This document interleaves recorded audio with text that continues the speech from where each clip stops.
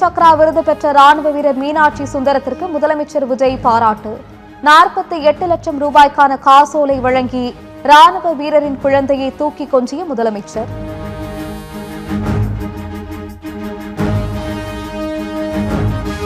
தமிழகம் முழுவதும் புதிதாக 46,000 ரேஷன் கார்டுகள் வழங்கப்படும் என தமிழக அரசு அறிவிப்பு.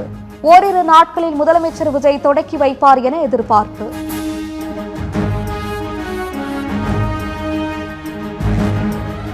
எத்தனை பேரை நீக்கினோம் என்பதல்ல, எத்தனை பேரை ஒன்றிணைத்தோம் என்பதையே வரலாறு நினைவில் வைத்திருக்கும்.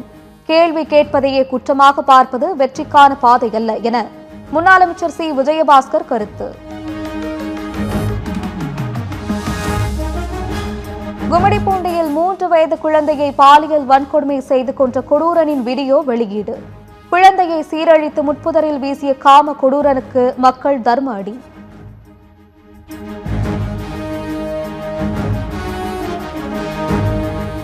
கும்மிடிப்பூண்டியில் பாலியல் வன்கொடுமை செய்து கொல்லப்பட்ட குழந்தைக்கு நீதி கேட்டு மக்கள் சாலை மறியல்.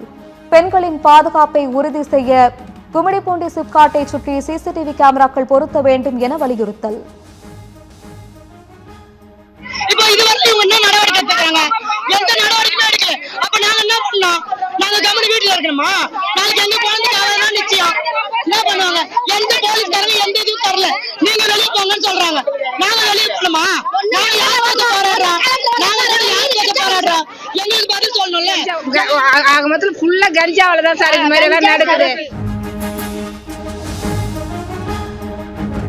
கும்மிடிப்பூண்டியில் பொதுமக்களின் சாலை மறியல் போராட்டம் வாபஸ். சாரா ஆட்சியர் நடத்திய பேச்சுவார்த்தையில் உடன்பாடு.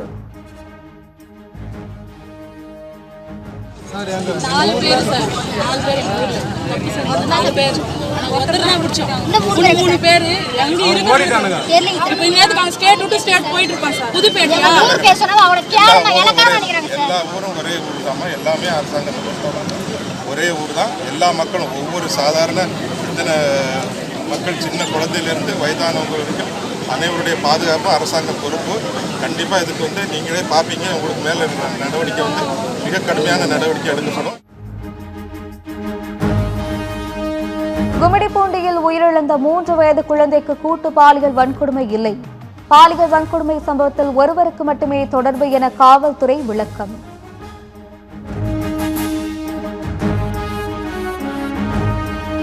கும்மிடிப்பூண்டி போல் இனியும் ஒரு குற்றச் சம்பவம் தொடர்ந்தால் மக்களை திரட்டி வீதியில் இறங்கி போராடவும் திமுக தயங்காது. தமிழ்நாட்டின் சட்டம் ஒழுங்கு வெண்டிலேட்டரில் வைக்கும் அளவுக்கு செத்துக் கொண்டிருக்கிறது என எதிர்க்கட்சித் தலைவர் உதயநிதி காட்டம்.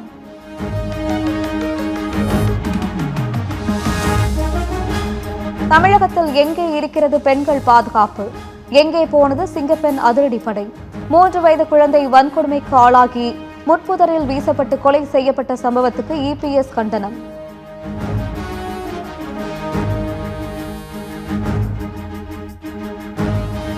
தமிழ்நாட்டில் பெண் குழந்தைகளுக்கு பாதுகாப்பற்ற நிலை தொடர்வது மிகவும் கவலை அளிக்கிறது.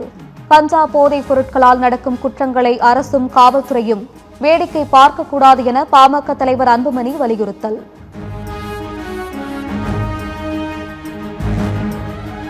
நான்கு சட்டமன்ற தொகுதிகளுக்கு இடைத்தேர்தல் அறிவிப்புக்கு தடை கோரி உயர்நீதிமன்றத்தில் அதிமுக வழக்கு. தகுதி நீக்க நடவடிக்கைக்கு ஆளான 4 எம்எல்ஏக்களின் ராஜினாமாவை சபாநாயகர் ஏற்றது சட்டவிரோதம் என மனுவில் குற்றச்சாட்டு. முதலமைச்சர் விஜயிடம் இருந்து விவாகரத்து கோரிய மனைவி சங்கீதாவின் வழக்கு ஆகஸ்ட் 7ஆம் தேதிக்கு ஒத்திவைப்பு. வீடியோ கான்பரன்ஸ் மூலம் ஆஜராக அனுமதி கேட்ட இருவரின் கோரிக்கையும் நிராகரிப்பு.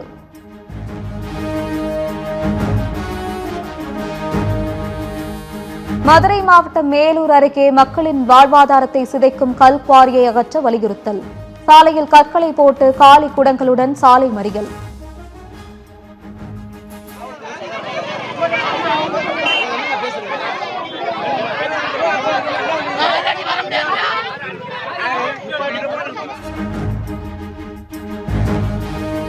பயிர்க்கடனை முழுமையாக தள்ளுபடி செய்ய வலியுறுத்தி தென்காசியில் விவசாயிகள் ஆர்ப்பாட்டம். விளையாட்டுத்துறை அமைச்சரை கடுமையாக விமர்சித்து விவசாயிகள் முழக்கம்.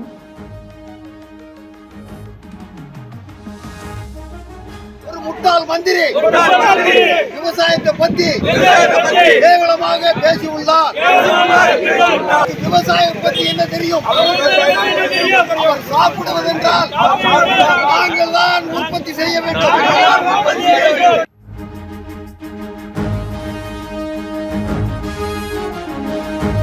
தேவிப்பட்டினம் அருகே நடந்த வாகன விபத்தில் உயிரிழந்த தலைமை காவலர் மகேஷ்குமாரின் குடும்பத்தினருக்கு முதலமைச்சர் இரங்கல்.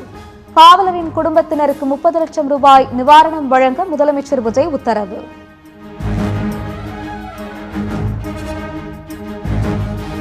சிவகங்கை மாவட்டம் மடப்புரத்தில் மணமகிழ் மண்டத்தை அகற்றக் கோரி மக்கள் சாலை மறியல். 15 நாட்களுக்குள் நடவடிக்கை எடுப்பதாக போலீசார் உறுதியளித்ததை தொடர்ந்து போராட்டம் வாபஸ்.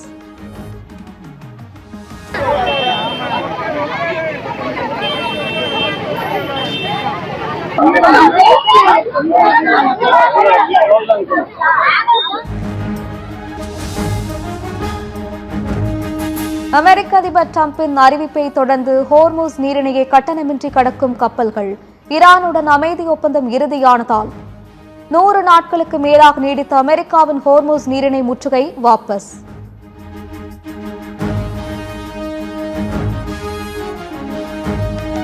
கேரள மாநிலத்தில் அரசு பேருந்துகளில் பெண்கள் திருநங்கைகள் இலவசமாக பயணம் செய்யும் திட்டம் அமல். பிரியதர்ஷினி திட்டத்தை தொடங்கி வைத்து பேருந்தில் பயணம் செய்த முதலமைச்சர் சதீஷன். அமெரிக்கா ஈரான் இடையே அமைதி ஒப்பந்தம் இறுதி செய்யப்பட்டதற்கு பிரதமர் மோடி வரவேற்பு. அமைதியை மீட்டெடுக்கவும் தடையற்ற கப்பல் போக்குவரத்தை உறுதி செய்யவும் உதவும் என நம்பிக்கை.